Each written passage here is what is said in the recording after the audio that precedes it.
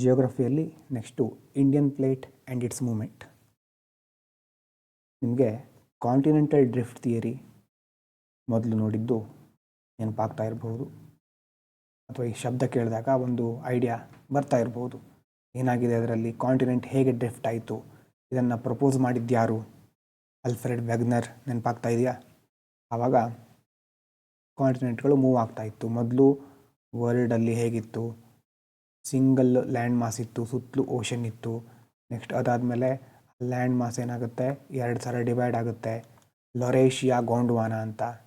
ಮತ್ತು ಆ ಲ್ಯಾಂಡ್ ಮಾಸ್ಗಳು ಇನ್ನಷ್ಟು ಡಿವೈಡ್ ಆಗಿ ನಾರ್ತ್ ಅಮೇರಿಕಾ, ಸೌತ್ ಅಮೇರಿಕಾ, ಈ ಕಡೆ ಇನ್ನು ಕೆಳಗಡೆ ಅಂಟಾರ್ಟಿಕಾ, ಈ ಥರ ಎಲ್ಲ ಕ್ರಿಯೇಟ್ ಆಗುತ್ತೆ ಅಂತ ನೋಡಿದ್ವಿ ಕಾಂಟಿನೆಂಟಲ್ ಡ್ರಿಫ್ಟ್ ಥಿಯರಿಯಲ್ಲಿ.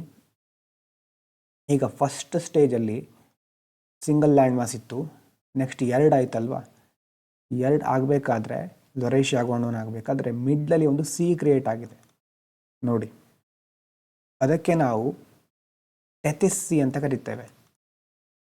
ಟೆಥಿಸ್ ಸಿ ಅಂತ ಕರಿತೇವೆ. ಈಗ ಇಂಡಿಯನ್ ಪ್ಲೇಟ್ ಸಂಬಂಧಪಟ್ಟ ಹಾಗೆ ಅದು ಬಹಳ ಇಂಪಾರ್ಟೆಂಟ್. ಫಸ್ಟು ಲೊರೇಷಿಯಾ ಇತ್ತು, ಅಲ್ಲಿ ಬರ್ಕೋತಾ ಇದ್ದೀರಿ ಅಂದ್ಕೊಳ್ತೇನೆ ನನ್ನ ಜೊತೆನೆ.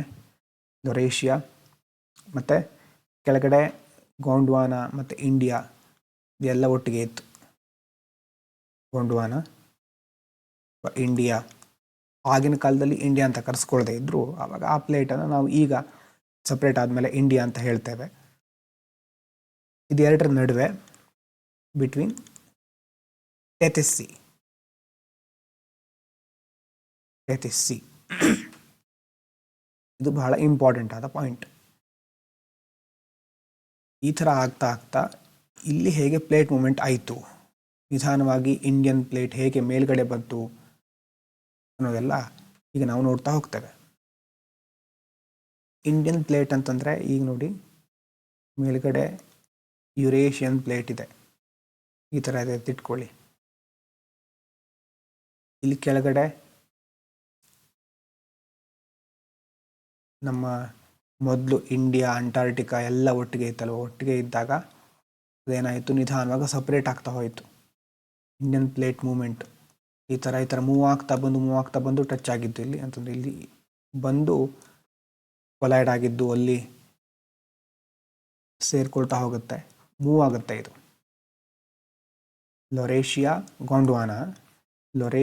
ಮತ್ತು ಗೋಂಡ್ವಾನಾ ಸಪ್ರೇಟ್ ಆಗ್ತಾ ಹೋಗುತ್ತೆ.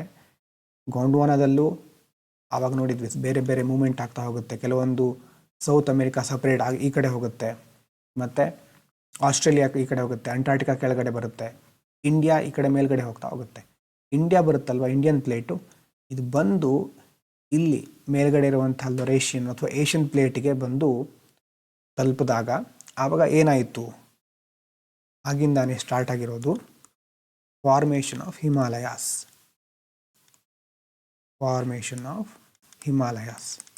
ಮುಖ್ಯವಾಗಿ ಇದು ಬಹಳ ಇಂಪಾರ್ಟೆಂಟ್ ಆದ ವಿಷಯ.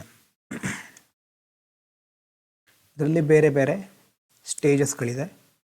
ಮೊದಲನೇದು ಸಬ್ಡಕ್ಷನ್ ಆಫ್ ಟೆಥಿಸ್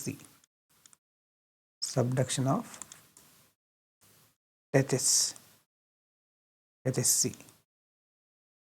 ಇದು ನಾನು ಮುಖೇಶ್ ಜಾಸರಿಂದ ನೋಡಿದ್ದನ್ನು ಹೇಳ್ತೇನೆ, ಮತ್ತು ಋಷಿಕೇಶ್ ದತ್ ಸರ್ ಅವರ ನೋಟ್ಸು ಇದೆ, ಅದನ್ನು ಸಹ ನಿಮಗೆ ಬರೆಸ್ತೇನೆ. ಎರಡನ್ನು ನೋಡಿದಾಗ ನಿಮ್ಗೆ ಆಮೇಲೆ ಒಂದು ಐಡಿಯಾ ಬರುತ್ತೆ. ಫಸ್ಟು ಈ ಕಡೆ ಇಂಡಿಯನ್ ಪ್ಲೇಟ್ ಇದೆ,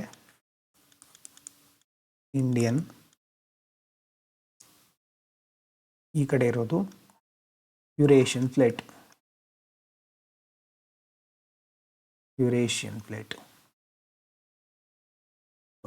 ಈಗೇನಾಗ್ತಾ ಇದೆ, ಯಾವ್ಯಾವ ಪ್ಲೇಟ್ ಇದು ಒಂದಕ್ಕೊಂದು ಕನ್ವರ್ಜ್ ಆಗ್ತಾ ಇರೋದು. ಇದು ಸಹ ಕಾಂಟಿನೆಂಟಲ್ ಪ್ಲೇಟು, ಮಿಡ್ಲಲ್ಲಿ ಇರೋದು ಯಾವ ಸಿ ಅಂತ ಹೇಳಿದ್ದೆ ಆವಾಗ, ಟೆಥಿಸ್ ಸಿ. ಇದು ಟೆಥಿಸ್ ಸಿ. ಈ ಟೆಥಿಸ್ ಸಿ ಸಬ್ಡಕ್ಷನ್ ಆಗುತ್ತೆ, ಮತ್ತು ಕೆಲವೊಂದು ಪಾರ್ಟ್ ಅಫ್ಲಿಫ್ಟ್ ಆಗುತ್ತೆ. ಫಸ್ಟು ಸಬ್ಡಕ್ಷನ್ ಆಗೋದು, ನೆಕ್ಸ್ಟು ಸ್ವಲ್ಪ ರೇಟ್ ಜಾಸ್ತಿ ಆಗ್ತಾ ಇದ್ದ ಹಾಗೆ ಇಲ್ಲಿ ಎರಡನೇದ್ರಲ್ಲಿ ಆಗೋದು ಅಫ್ಲಿಫ್ಟ್ಮೆಂಟ್ ಆಫ್ ಟೆಥಿಸ್ ಸಿ ಫ್ಲೋರ್. ಯಾಕೆ ಅಫ್ಲಿಫ್ಟ್ ಆಯಿತು? ಅದು ಮೊದಲು ಸಬ್ಡಕ್ಟ್ ಆಗ್ತಾ ಇರೋದು. ಈಗ ಯಾಕೆ ಅಫ್ಲಿಫ್ಟ್ ಆಗ್ಲಿಕ್ಕೆ ಏನು? ಯಾಕಂತಂದರೆ rate of moment of Indian plate was much faster than the rate of subduction. ಸಬ್ಡಕ್ಟ್ ಆಗ್ತಾ ಇತ್ತು ಅದು, ಆದರೆ ಇಂಡಿಯನ್ ಪ್ಲೇಟ್ ಬರುವಂಥ ಒಂದು ಮೂಮೆಂಟಿನ ರೇಟ್ ಇದೆಯಲ್ವಾ, ಅದು ಬಹಳ ಫಾಸ್ಟ್ ಇತ್ತು. ಯಾವ ರೇಟಲ್ಲಿ ಸಬ್ಡಕ್ಟ್ ಆಗ್ತಾ ಇತ್ತು ಅದಕ್ಕಿಂತ ಭಾಳ ಸ್ಪೀಡಾಗಿ ಇದು ಬರ್ತಾ ಇತ್ತು. ರೇಟ್ ಆಫ್ ಮೂಮೆಂಟ್ ಜಾಸ್ತಿ ಇತ್ತು. ಆವಾಗ ಸ್ಪೀಡಾಗಿ ಬಂದಾಗ ಏನಾಗುತ್ತೆ? ಕೆಳಗಡೆ ನೋಡಿ, ಸ್ವಲ್ಪ ಫಾಸ್ಟಾಗಿ ಬರ್ತಾ ಇದೆ ಈ ಕಡೆಯಿಂದ ಇಂಡಿಯನ್ ಪ್ಲೇಟು. ಈ ಕಡೆ ಸ್ವಲ್ಪ ಸಬ್ಡಕ್ಟ್ ಆಗ್ತಾ ಇರೋದಕ್ಕಿಂತ ಈಗ ಇದು ಟೆಥಿಸ್ ಫ್ಲೋರ್ ಇದೆಯಲ್ವಾ, ಅದು ಸ್ವಲ್ಪ ಅಫ್ಲಿಫ್ಟ್ ಆಗುತ್ತೆ.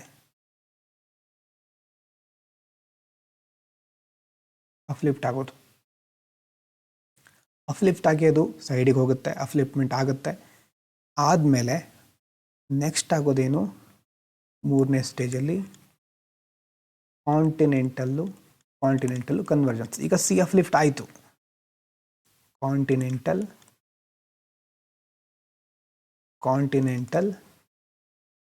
ಕನ್ವರ್ಜೆನ್ಸ್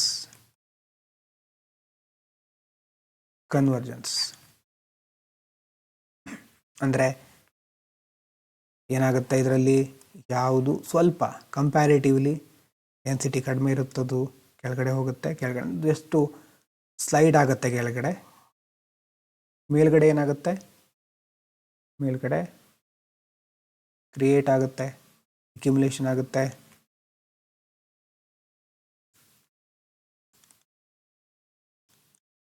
ಇಲ್ಲಿ ಬಂದು ಏನಾಗುತ್ತೆ? ಇಲ್ಲಿ ಒಂದು ಫ್ರ್ಯಾಕ್ಚರ್ ಪಾಯಿಂಟ್ ಥರ, ಇಲ್ಲಿ ಬಹಳ ಪ್ರೆಷರ್ ಈ ಕಡೆ ಬರ್ತಾ ಇದೆ, ಈ ಕಡೆ ಸಹ ಪ್ರೆಷರ್ ಬೀಳ್ತಾ ಇದೆ, ಮತ್ತು ಇದು ಸಹ ತಳ್ಳಲ್ಪಡ್ತಾ ಇದೆ. ಅರ್ಥ ಆಗ್ತಾ ಇದೆಯಾ ನಿಮಗೆ? ಕಾಂಟಿನೆಂಟಲ್ ಕನ್ವರ್ಜೆನ್ಸ್ ನೋಡಿದಾಗ ಮೊದಲು ನಾವು ನೋಡಿದ್ವಲ್ವಾ ಹೇಗಾಗುತ್ತೆ ಅನ್ನೋದನ್ನು, ಅದೇ ಪ್ರೊಸೆಸ್ ಇಲ್ಲಿ ಆಗ್ತಾ ಇರೋದು.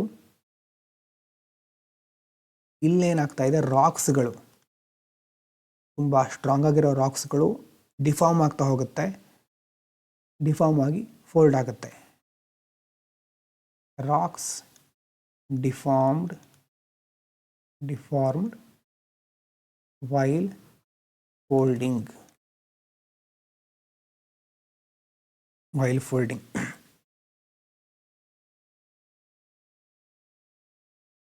ಫಸ್ಟು ಒಂದು ಈಗ ನಾವು ನೋಡ್ತಾ ಇರೋದು ಯಾವುದು? Formation of Himalayas.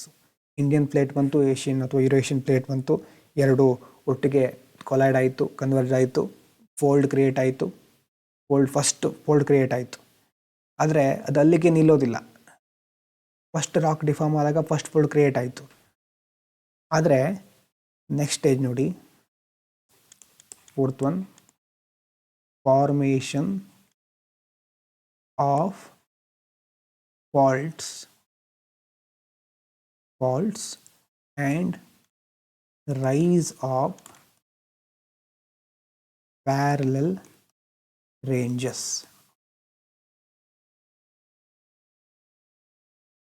ಈ ಕಡೆಯಿಂದ ಬರ್ತಾ ಇದೆ,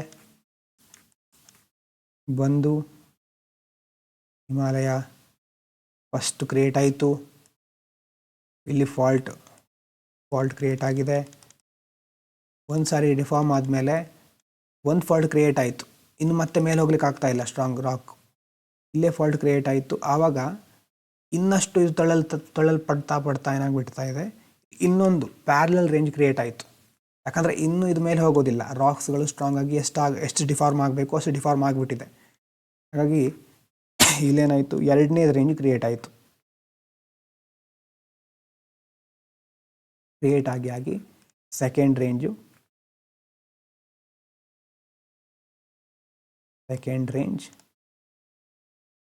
accumulation.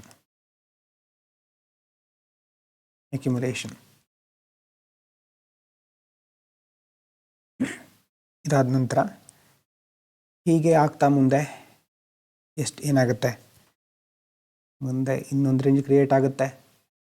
ಈಗ ಹಿಮಾಲಯದಲ್ಲಿ ನೀವು ಒಂದು ವೇಳೆ ಎಷ್ಟು ರೇಂಜಸ್ಗಳಿದೆ, ಯಾವ್ಯಾವ ಥರ ಇದೆ ಅಂತ ನೀವು ನೋಡಿದ್ರೆ ಗೊತ್ತಾಗುತ್ತೆ. ಈ ಥರ ಹಿಮಾಲಯನ್ ರೇಂಜಸ್ಗಳು. First Himadri, next Himachal, next Shivaliks. ಎಲ್ಲ ರೇಂಜ್ಗಳು ಈ ಥರ ಕ್ರಿಯೇಟ್ ಆಗ್ತಾ ಹೋಯಿತು.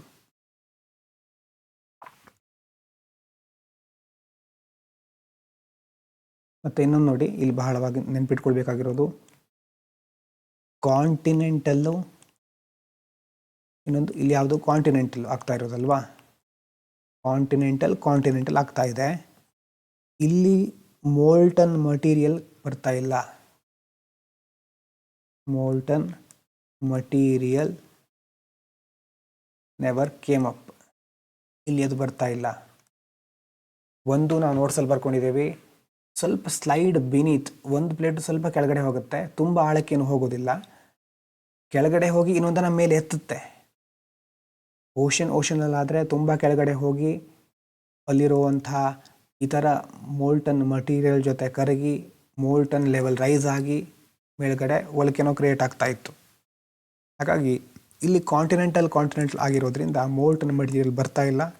ಮೋಲ್ಟನ್ ಮಟೀರಿಯಲ್ ಬರ್ತಾ ಇಲ್ಲ ಅಂತಂದರೆ ಇಲ್ಲಿ ಫೋಲ್ಡ್ ಮೌಂಟೇನ್ ಕ್ರಿಯೇಟ್ ಆಗಿದೆ ಅಲ್ವಾ, ಇಲ್ಲಿ ಕ್ರಿಯೇಟ್ ಆಗಿರೋ ಫೋಲ್ಡ್ ಮೌಂಟೇನ್ಗಳಲ್ಲಿ ನಾವು ವೋಲ್ಕೆನೋ ಏನು ಫೈಂಡ್ ಔಟ್ ಮಾಡಲಿಕ್ಕೆ ಆಗೋದಿಲ್ಲ. ಫೋಲ್ಡ್ ಮೌಂಟೇನ್ಸ್ ನಾಟ್ ಅಸೋಸಿಯೇಟೆಡ್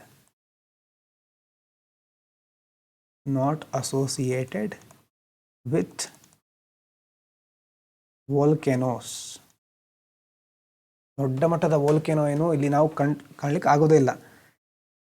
ಅದರಲ್ಲೂ ಕಾಂಟಿನೆಂಟಲ್ ಹೇಳ್ತಾ ಇರೋದು ನೆನ್ಪಿಟ್ಕೊಳ್ಳಿ, ಬೇರೆ ಕಡೆ ಅಲ್ಲ. ಇದು ಇಂಪಾರ್ಟೆಂಟ್. ಅದಕ್ಕೆ ಆ ಕಡೆ ರಾಕೀಸು, ಆ್ಯಂಡೀಸು, ಅಲ್ಲೆಲ್ಲ ಓಷಿಯನ್ನು ಮತ್ತು ಕಾಂಟಿನೆಂಟ್ ಕನ್ವರ್ಜ್ ಆಗ್ತಾ ಇರಬೇಕಾದ್ರೆ ನಿಮಗೆ ಅಲ್ಲಿ ವೋಲ್ಕೆನೋಗಳು ಕಂಡು ಬರುತ್ತೆ. ಆದರೆ ಹಿಮಾಲಯ ಯಾಕೆ ಯಾವುದೇ ವೋಲ್ಕೆನೋಗಳನ್ನು ಹೊಂದಿಲ್ಲ ಅಂತಂದರೆ ಇಲ್ಲಿ ಮೋಲ್ಟನ್ ಮಟೀರಿಯಲ್ ಹೊರಗೆ ಬರ್ತಾ ಇಲ್ಲ. ಕೇವಲ ಇಲ್ಲಿ ಏನಾಗ್ತಾ ಇದೆ, ಒಂದು ಇನ್ನೊಂದನ್ನು ಮೇಲುಗಡೆ ಎತ್ತುತ್ತಾ ಇದೆ, ತುಂಬ ಕೆಳಗಡೆ ಹೋಗಿ ಮೋಲ್ಟನ್ ರೈಸ್ ಆಗೋದಿಲ್ಲ. ಅಂದರೆ ಈಗ ರಾಕೀಸ್ ಆ್ಯಂಡೀಸ್ನಲ್ಲೂ ಅಲ್ಲಿ ವೋಲ್ಕೆನೋ ಹತ್ತಿರ ಇದೆ ಅಂತಲ್ಲ, ಆದರೆ ಅಲ್ಲಿ ಸುತ್ತಮುತ್ತ ಇರುವಂತಹ ಪ್ರದೇಶಗಳಲ್ಲಿ ವೋಲ್ಕೆನೋ ಕಂಡು ಬರುತ್ತೆ. ಇಲ್ಲಿ ನಾವು ಮುಖ್ಯವಾಗಿ ನೋಡಬೇಕಾಗಿದ್ದು continental convergence, fold mountain not associated with volcano. ಇದು ನೆನ್ಪಿಟ್ಕೊಳ್ಳಿ.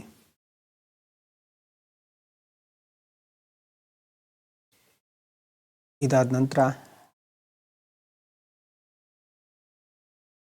ಈ ಥರ ಫೋಲ್ಡ್ ಮೌಂಟೇನಲ್ಲಿ ಏನಾಗ್ತಾ ಇದೆ,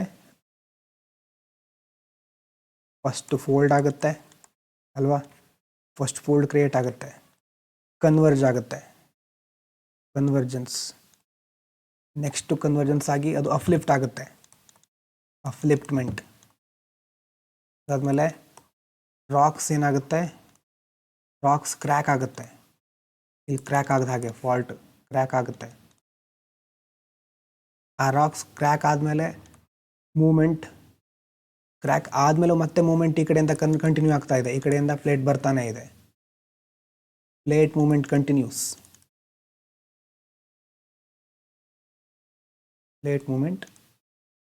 ಕಂಟಿನ್ಯೂಸ್, ಆವಾಗಲೇ ಏನಾಗುತ್ತೆ, ಅನದರ್ ಫೋಲ್ಡ್, ಮತ್ತೊಂದು ಫೋಲ್ಡ್ ಕ್ರಿಯೇಟ್ ಆಯಿತು. ಈ ಥರ ಫೋಲ್ಡ್ ಕ್ರಿಯೇಟ್ ಆಗಿ ನಾವು ನೋಡಿದ್ವಲ್ವಾ.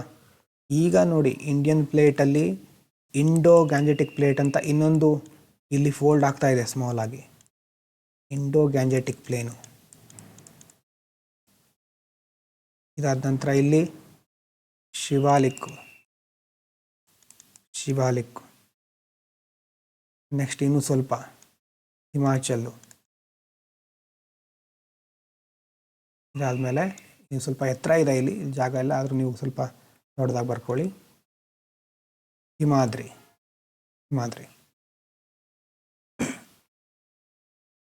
ಈ ಪಾಯಿಂಟ್ ಇರುತ್ತಲ್ವ, ಎರಡು ಕಡೆ ಸ್ವಲ್ಪ ಪುಷ್ ಆಗುವಂಥ ಪಾಯಿಂಟು, ಒಂದು ಮೌಂಟೇನು ಎಂಡ್ ಆಗಿ ಇನ್ನೊಂದು ಮೌಂಟೇನ್ ರೇಂಜ್ ಕ್ರಿಯೇಟ್ ಆಗುವಂಥ ಪಾಯಿಂಟು, ಅದು ಥ್ರಸ್ಟ್ ಅಂತ.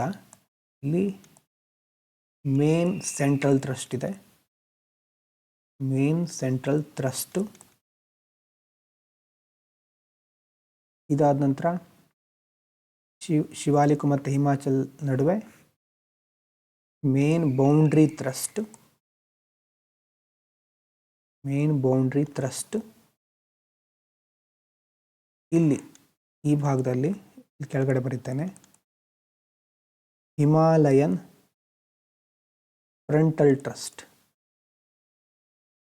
ಫ್ರಂಟಲ್ ಟ್ರಸ್ಟ್ ಸಾರಿ, ಇಲ್ಲಿ ಫಾಲ್ಟ್ ಅಂತ ಹೇಳ್ಬೋದು. ಫಾಲ್ಟ್ ಅಂತ ಗೊತ್ತಾಗಿದೆಯಾ? ಫಾಲ್ಟ್ ಅಂತಂದರೆ ಒಂಥರ ಬಿರುಕು ಮೂಡಿರೋ ಥರ ಇನ್ನೂ ಆಗ್ತಾ ಇದೆ. ಇದು ಇಂಡೋ ಗ್ಯಾಂಜೆಟಿಕ್ ಪ್ಲೇನು ನಿಧಾನವಾಗಿ ತಳ್ಳಲ್ಪಡ್ತಾ ಇದೆ. ಇಲ್ಲೊಂದು ಫಾಲ್ಟ್ ಇರೋದ್ರಿಂದ ಈ ಒಂದು ಫಾಲ್ಟ್ಗೆ ಹಿಮಾಲಯನ್ ಫ್ರಂಟಲ್ ಫಾಲ್ಟ್ ಅಂತ ಕರೀತಾರೆ. ಇದಿಷ್ಟು ಒಂದು ಮೇನ್ ಐಡಿಯಾ. ಆದರೆ ಈಗ ನೋಟ್ಸ್ ಮುಖ್ಯವಾಗಿ ಇಂಪಾರ್ಟೆಂಟು ಬಹಳ, ಅದನ್ನು ಬರ್ಕೊಳ್ಳಿ ಕರೆಕ್ಟಾಗಿ. ಇದು ನಿಮಗೆ ಕ್ಲಿಯರ್ ಆದ ಐಡಿಯಾ ಕೊಡ್ತಾ ಹೋಗುತ್ತೆ. Formation of Himalayas, formation of Himalayas, Himalayas ಬರ್ಕೊಳ್ಳಿ. Himalayas, Himalayas are the, Himalayas are the youngest and highest, youngest and highest fold mountains of the world, youngest and the highest fold mountains of the world. ಜಗತ್ತಿನಲ್ಲೇ ಯಂಗೆಸ್ಟ್ ಮತ್ತು highest fold ಮೌಂಟೇನ್ಗಳು Himalaya, which is originated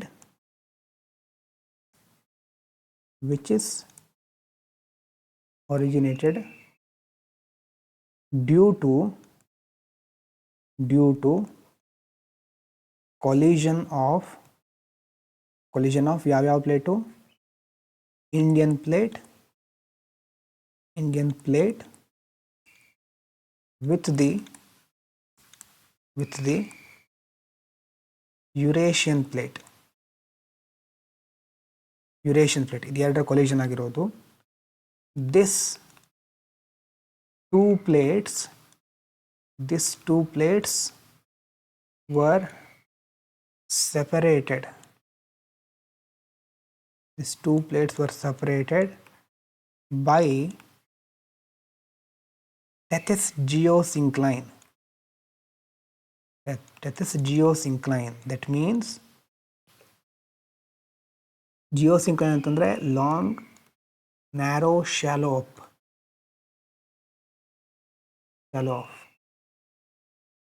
ಟೆಥಿಸ್ ಏನಾಯಿತು, first ಸಬ್ಡಕ್ಟ್ ಆಗ್ತಾ ಇತ್ತು, ಆಮೇಲೆ uplift ಆಗಿ ನಿಧಾನವಾಗಿ shallow ಆಗ್ತಾ ಬಂತು. ಮತ್ತು ಅದು ಬೇರೆ ಕಡೆ ಟೆಥಿಸ್ ಈ ಕಡೆ ನಾವು ಮೆಡಿಟೇರಿಯನ್ ಸಿ ಭಾಗ ನೋಡ್ತೀವಲ್ವ, ಆ ಥರ ಆ ಭಾಗದಲ್ಲಿ ಅದು ಶಿಫ್ಟ್ ಆಗಲಿಕ್ಕೂ ಸಹ ಕೆಲವೊಂದು ಕಾರಣ ಅಂತ ಹೇಳ್ತಾರೆ, ಕೆಲವೊಂದು ಥಿಯರಿ ಪ್ರಕಾರ.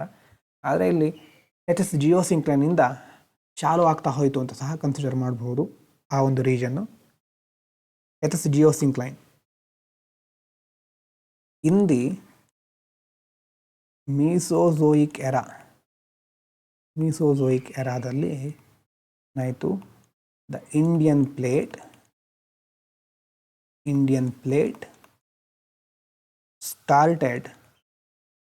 started drifting northwards. ಡ್ರಿಫ್ಟ್ ಆಗಲಿಕ್ಕೆ ಸ್ಟಾರ್ಟ್ ಆಯಿತು ಮೀಸೋಝೋಯಿಕ್ ಎರಾದಲ್ಲಿ. Drifting northwards after separating from Gondwana land.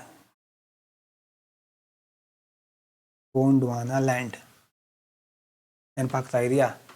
ಲೊರೇಷಿಯಾ, Gondwana ಲ್ಯಾಂಡಿಂದ ಮೀಸೋಝೋಯಿಕ್ ಎರಾದಲ್ಲಿ ಇಂಡಿಯನ್ ಪ್ಲೇಟ್ ಸಪ್ರೇಟ್ ಆಗಿ ನಾರ್ತ್ ವರ್ಡ್ಸು ನಾರ್ತ್ ಕಡೆ ಡ್ರಿಫ್ಟ್ ಆಗಲಿಕ್ಕೆ ಸ್ಟಾರ್ಟ್ ಆಯಿತು. The western part of Indian plate ನೋಡಿ, ಈಗ ಬಹಳ important, the western part of Indian plate come under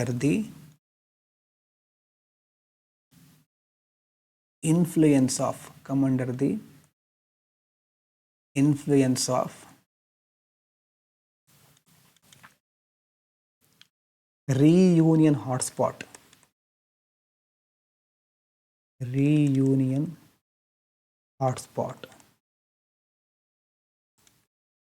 forming Deccan lava plateau.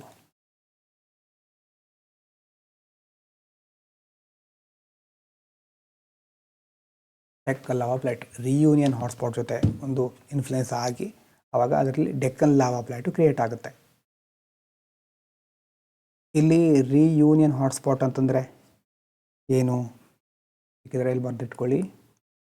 Reunion hotspot is a volcanic hotspot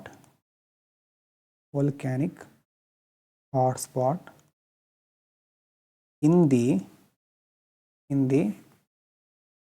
Western Indian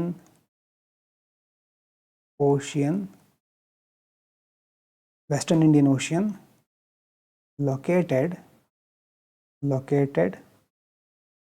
under the islands of reunion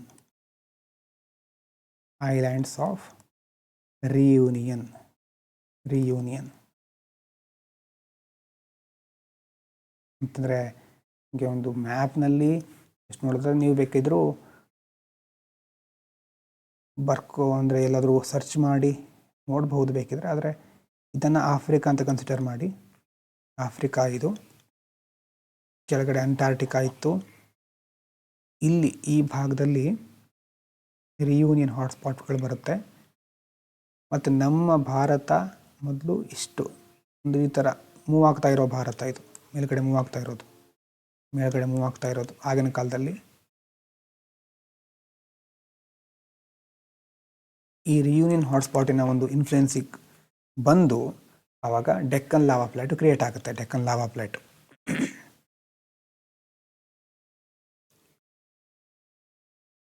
Deccan traps ಅಂತ ಸಹ ಕರೀತೇವೆ. ಇದ್ರ ಬಗ್ಗೆ detail ಆಗಿ ನೋಡಲಿಕ್ಕಿದ್ದೇವೆ. ವೋಲ್ಕೆನೋ ಮತ್ತು ಅರ್ಥಕ್ವೇಕು ಮುಂದಿನ ಇಂಡಿಯನ್ ಜಿಯೋಗ್ರಫಿಯಲ್ಲಿ ಸ್ವಲ್ಪ ಡೀಟೇಲ್ ಆಗಿ ನೋಡ್ತೇವೆ. ಐಲ್ಯಾಂಡ್ಸ್ ಆಫ್ ರಿಯೂನಿಯನ್ ಇದು ಗೊತ್ತಾಯ್ತಲ್ವಾ?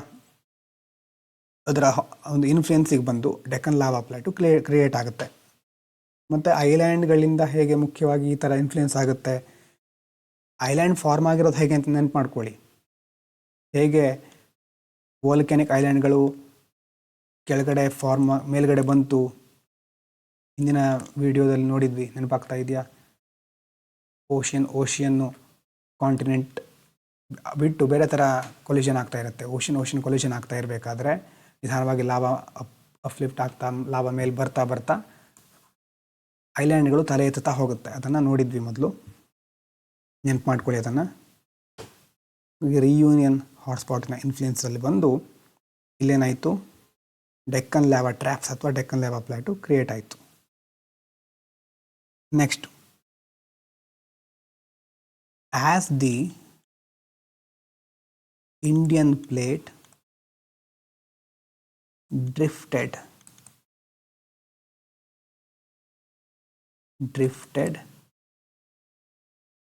northwardly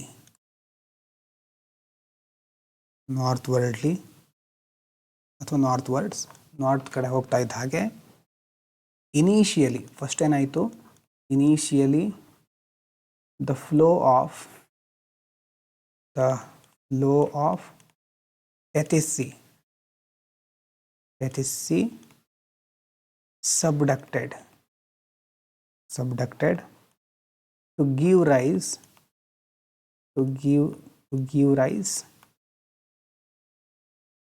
to mountains immediately. Tethys Sea subduct ಆಗುತ್ತೆ, ಆಮೇಲೆ ನಿಧಾನವಾಗಿ ಈ ಕಡೆ ಫ್ಲಿಪ್ಟ್ ಆದಮೇಲೆ ಏನಾಗುತ್ತೆ, mountains to give rise to mountains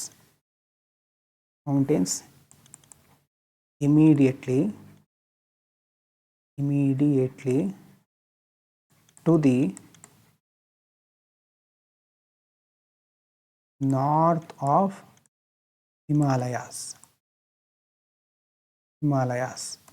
ಇದನ್ನು ನಾವು known as ಟ್ರಾನ್ಸ್ ಹಿಮಾಲಯಾಸ್ ಅಂತ ಕರಿತೇವೆ. ಟ್ರಾನ್ಸ್ ಹಿಮಾಲಯಾಸ್ ಫಸ್ಟು ಏಟ್ ಆಗಿರೋದು ಟ್ರಾನ್ಸ್ ಹಿಮಾಲಯಾಸ್. ಮತ್ತೆ ನೋಡಿ, the two arms of Indian plate, the two arms of Indian plate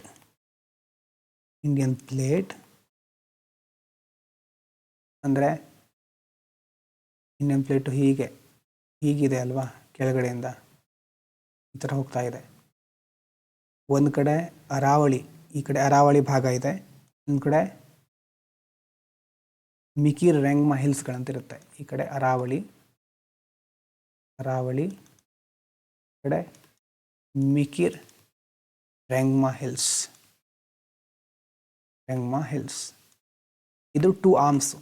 ಮೇಲ್ಗಡೆ ಮೂವ್ ಆಗ್ತಾ ಇರೋ ಥರ ಇಮ್ಯಾಜಿನ್ ಮಾಡ್ಕೊಳ್ಳಿ. ಕೆಳಗಡೆಯಿಂದ ಅಂಟಾರ್ಟಿಕಾದಿಂದ ಅಥವಾ ಗೋಂಡ್ವಾನದಿಂದ ಸಪ್ರೇಟ್ ಆಗಿರೋದು ಇದು ಮೇಲ್ಗಡೆ ಬರ್ತಾ ಇದೆ. ಎರಡು ಆರ್ಮ್ ಇದೆ. ಅದು ಯಾವುದು? ಅರಾವಳೀಸ್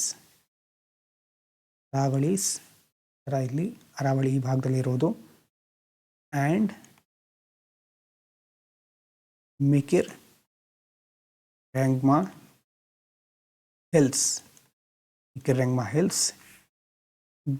gave maximum push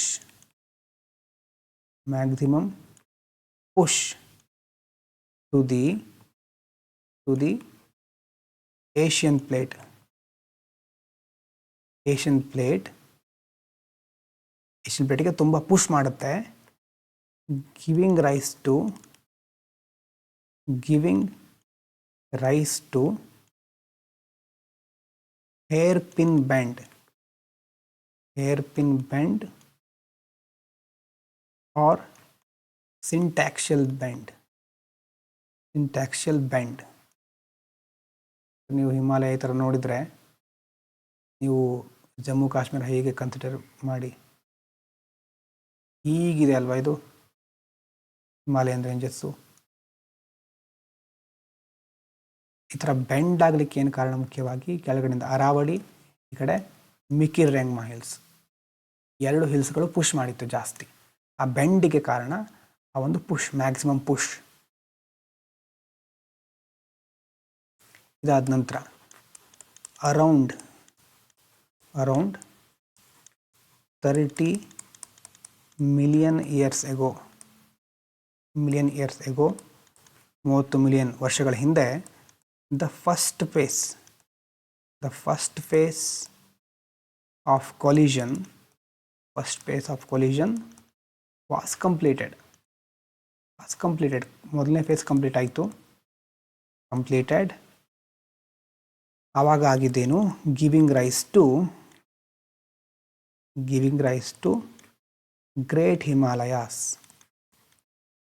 ಆವಾಗಿದ್ದು great Himalayas. As the Indian plate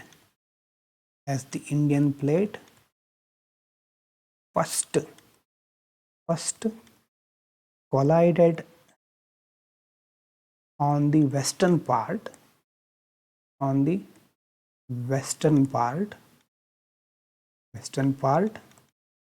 therefore the Western Himalayas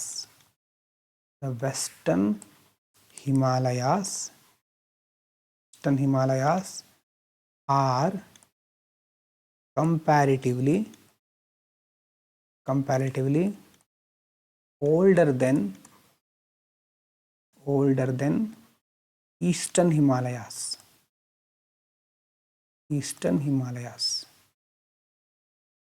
ಅರ್ಥ ಆಗ್ತಾ ಇದೆಯಾ? 30 ಮಿಲಿಯನ್ ವರ್ಷಗಳ ಹಿಂದೆ first phase of collision complete ಆಯಿತು.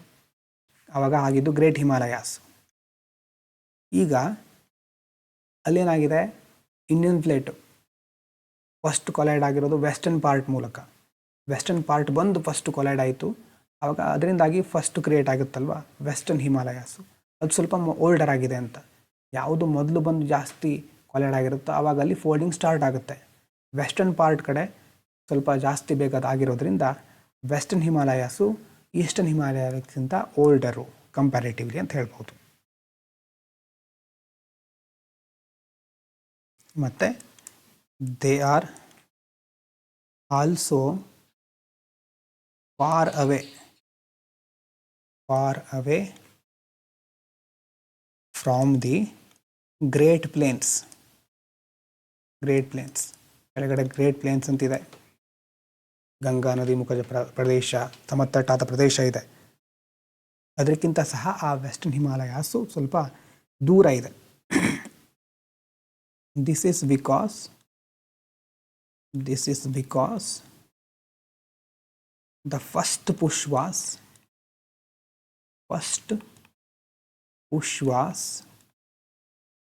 Very powerful.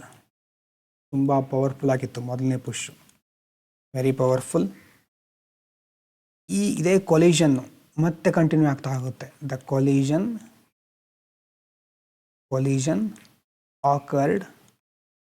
occurred in 3 different phases, giving rise to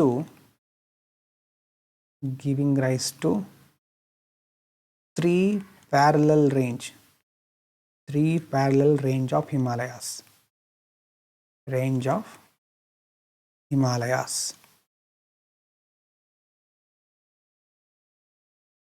3 ಥರ ರೇಂಜ್ ಕ್ರಿಯೇಟ್ ಆಯಿತು. ಈಗ 4ನೇದು ಅಲ್ಲಿ ಕ್ರಿಯೇಟ್ ಆಗ್ತಾ ಇದೆ. 3 Himadri, ಹಿಮಾಚಲು, Shivalik.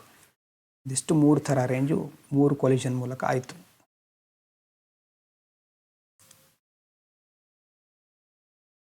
Next Himalayas are still rising. ಇನ್ನೂ ರೈಸ್ ಆಗ್ತಾ ಇದೆ. Himalayas are still rising because the Indian plate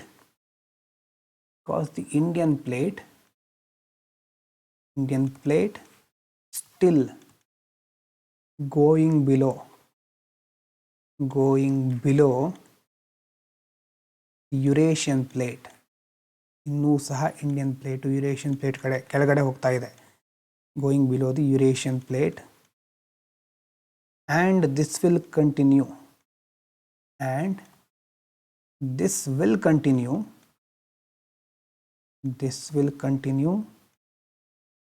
till the time isostatic equilibrium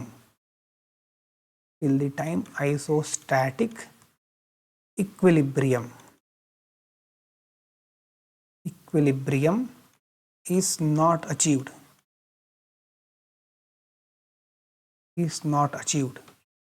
Himalayas are still rising because Indian plate is still going below the Eurasian plate. This will continue till the time isostatic equilibrium is not achieved. ಏನು ಐಸೋಸ್ಟಾಟಿಕ್ equilibrium ಅಂತಂದರೆ,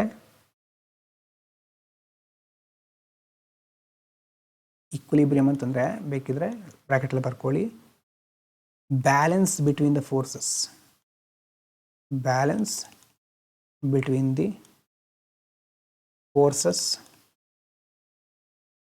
which stabilizes the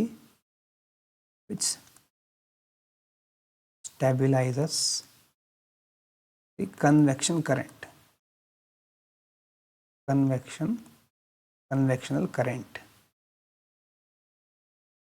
ಅಂದರೆ force balance ಆಗೋ ತನಕ, convection current stabilise ಆಗೋ ತನಕ ಈ moment ಆಗ್ತಾನೆ ಇರುತ್ತೆ. ಇಲ್ಲಿ ತನಕನೂ ಇಂಡಿಯನ್ ಪ್ಲೇಟು ಯುರೇಷಿಯನ್ ಪ್ಲೇಟ್ ಕೆಳಗಡೆ ಹೋಗ್ತಾ ಇರುತ್ತೆ, ಹಿಮಾಲಯ ಸ್ಟಿಲ್ ರೈಸ್ ಆಗ್ತಾನೆ ಇರುತ್ತೆ. ಅರ್ಥ ಆಗಿರ್ಬೋದು ಇಷ್ಟು. ಒಂದ್ಸರಿ ಓದಿ ವಿಡಿಯೋ ಮುಗಿದ ಮೇಲೆ ಇದಕ್ಕೆ ಎವಿಡೆನ್ಸ್ ಎವಿಡೆನ್ಸ್ ಮುಖ್ಯವಾಗಿ ಇಂಪಾರ್ಟೆಂಟು. ಎವಿಡೆನ್ಸಸ್ ಮೊದಲನೇದು the Himalayas R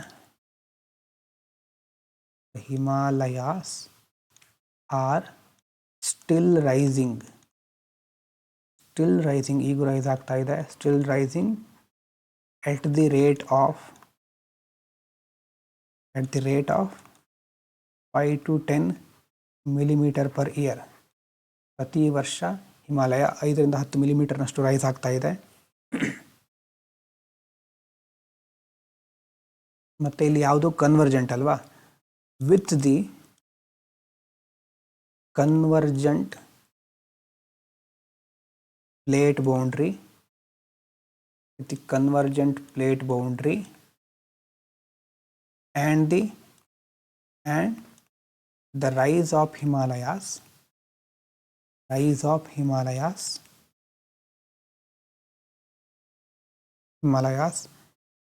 there is equivalent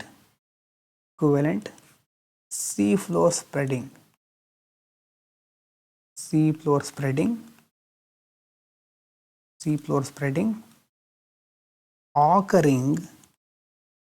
occurring in mid Indian Ocean ridge.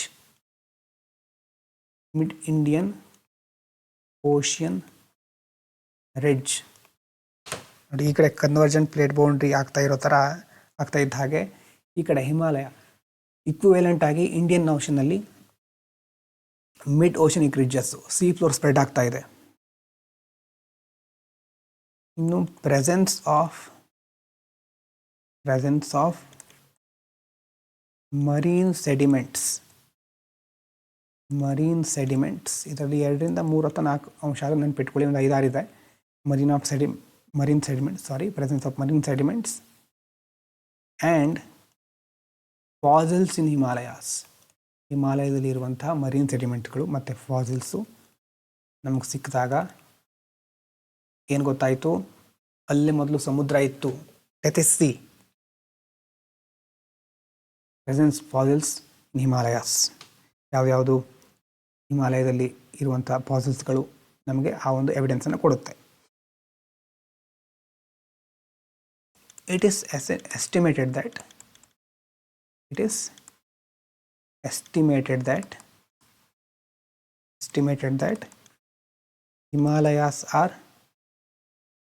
Himalayas are extremely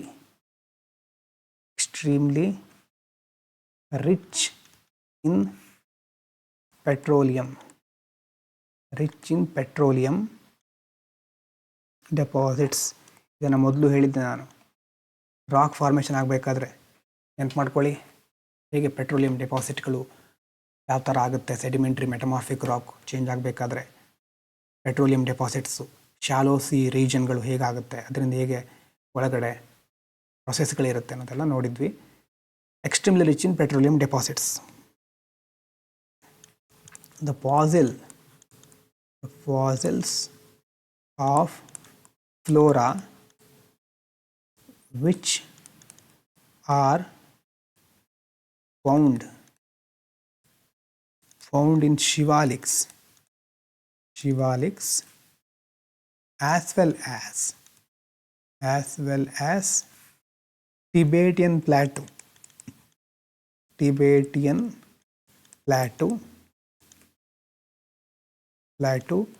are similar.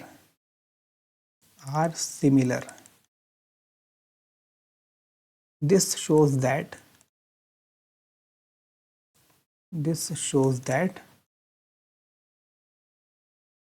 Tibetan plateau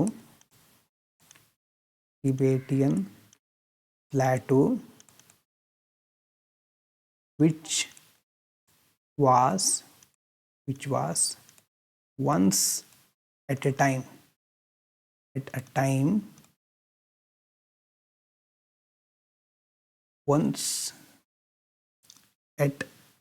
ಏನಾಗಿತ್ತು ಮೊದಲಿನ ಕಾಲದಲ್ಲಿ, lower height once upon a time ಬರ್ಕೊಂಡಾಗತ್ತೆ once a time lower height and has been uplifted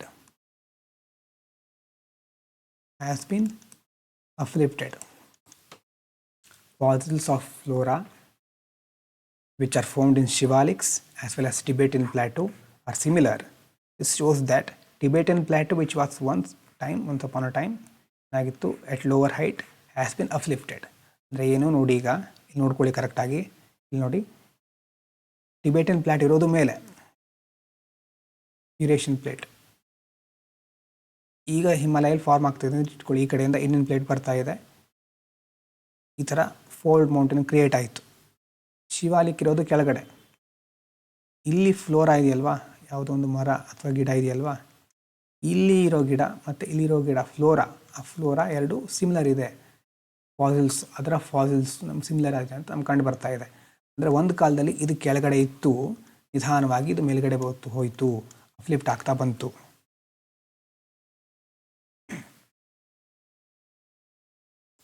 ಮತ್ತು the presence of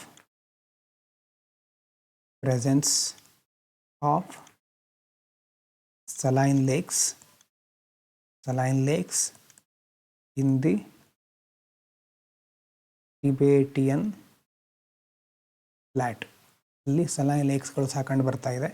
ಹಾಗೆ ಅದು C ಇಂದ influence ಆಗಿರಬಹುದು ಆಗಿನ ಕಾಲದಲ್ಲಿ, ಡೆತ್ ಸಿ ಮತ್ತು ಬೇರೆ ಬೇರೆ ಪ್ರೊಸೆಸ್ಗಳಿಂದ ಅಲ್ಲೂ ಸಲೈನ್ ಲೇಕ್ ಕಂಡು ಬಂದಿದೆ. ಇದೆಲ್ಲ ನಮಗೆ ಇಲ್ಲಿ ಸಿಕ್ಕಿರುವಂಥ ಎವಿಡೆನ್ಸ್ಗಳು. ಹಾಗೆ ಇಲ್ಲಿಗೆ ನಮಗೆ ಯಾವುದು ಮುಗೀತು, ಈಗ ಫಾರ್ಮೇಷನ್ ಆಫ್ ಹಿಮಾಲಯಸ್ ಮುಗೀತು. ನಾವೇನೇನು ನೋಡಿದ್ವಿ, ಪ್ಲೇಟ್ ಬೌಂಡ್ರಿ ಯಾವ್ಯಾವ ಥರ ಆಗುತ್ತೆ, ಏನೇನು ಮೂಮೆಂಟ್ ಇರುತ್ತೆ, ಕನ್ವರ್ಜೆಂಟು ಆಯಿತು. ಕನ್ವರ್ಜೆಂಟಲ್ಲಿ ಏನೇನಾಯಿತು, ಕನ್ವರ್ಜೆಂಟಲ್ಲಿ ಓಷಿಯನ್ ಕಾಂಟಿನೆಂಟು ಮೂರು ಮುಗೀತಲ್ವ. ನೋಡ್ಕೊಳ್ಳಿ ನೋಟ್ಸನ್ನು. ಕಾಂಟಿನೆಂಟ್ ಮುಗಿದಿದೆ, ಓಷಿಯನ್ ಮುಗಿದಿದೆ, ಮತ್ತು ಓಷಿಯನ್ ಕಾಂಟಿನೆಂಟ್ ಸ್ಟಾರ್ಟಿಂಗಲ್ಲೇ ಮುಗಿದಿದೆ. ಇದು ಮೂರು ಮುಗಿದ ಮೇಲೆ ಈಗ ಇನ್ನು ಎರಡು ಉಳಿದಿದೆ. ಅದು ಚಿಕ್ಕದು, ಅದೇನು ಬಹಳ ಎಷ್ಟು ದೊಡ್ಡದಿರೋದಿಲ್ಲ, ಅದು ಬೇಗ ಮುಗಿಸ್ಬಿಡ್ಬೋದು. ಇನ್ನು ಮುಂದಿನ ವೀಡಿಯೋದಲ್ಲಿ ಅದು ಮುಗಿಯುತ್ತೆ. ಈ ಉಳಿದಿರೋದು ಯಾವುದು, ಕನ್ವರ್ಜೆಂಟ್ ಆದಮೇಲೆ ಉಳಿದಿರೋದು ಎರಡು, ಡೈವರ್ಜೆಂಟು ಮತ್ತು ಟ್ರಾನ್ಸ್ಫಾರ್ಮೇಟಿವ್ ಪ್ಯಾರಲಲ್. ಡೈವರ್ಜೆಂಟು ಮತ್ತು ಟ್ರಾನ್ಸ್ಫಾರ್ಮೇಟಿವ್ ಪ್ಯಾರಲಲ್ಲು ನೆಕ್ಸ್ಟು ವೀಡಿಯೋದಲ್ಲಿ ಮುಗಿದ್ಮೇಲೆ ನೆಕ್ಸ್ಟ್ ಟಾಪಿಕ್ಗೆ ಹೋಗ್ತೇವೆ ನಾವು. ಇಲ್ಲಿ ತನಕ ಎಲ್ಲ ಅರ್ಥ ಆಗಿದೆ ಅಂತ ಅಂದ್ಕೊಳ್ತೇನೆ. ಏನಾದರೂ ಇದೆ ಟೆಲಿಗ್ರಾಮ್ನಲ್ಲಿ ಮೆಸೇಜ್ ಮಾಡಬಹುದು, ನೋಟ್ಸ್ ಮಾಡಿದ್ದನ್ನು ಸಹ ಕಳಿಸಬಹುದು. ನೆಕ್ಸ್ಟ್ ವೀಡಿಯೋದಲ್ಲಿ ಕಂಟಿನ್ಯೂ ಮಾಡೋಣ. Thank you so much. ವಿಡಿಯೋವನ್ನು ಲೈಕ್ ಮಾಡಲಿಕ್ಕೆ ಮರಿಬೇಡಿ. Okay, stay healthy, stay fantastic.